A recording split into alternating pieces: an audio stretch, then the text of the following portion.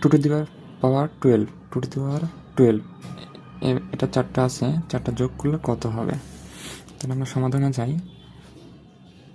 এটা একটা কলা, এটা একটা কলা, এটা একটা কলা, এটা একটা কলা, তাহলে 4টা কলা আছে।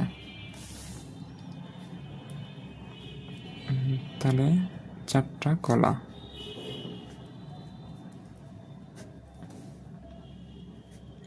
তাহলে 4 আর 4 আর কলার মাঝখানে কি আছে? গুণ আছে।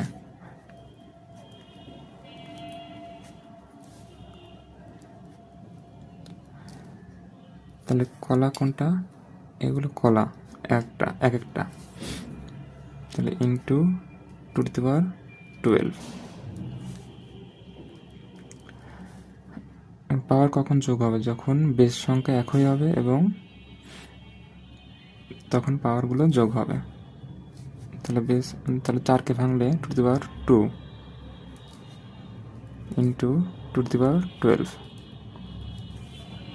এবার বেস সংখ্যা একই, তার 2, এবার উপরগুলো যোগ করতে হবে, 2 প্লাস 12,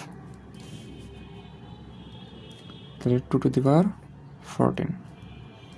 সুতরাং অ্যান্সার হচ্ছে বি।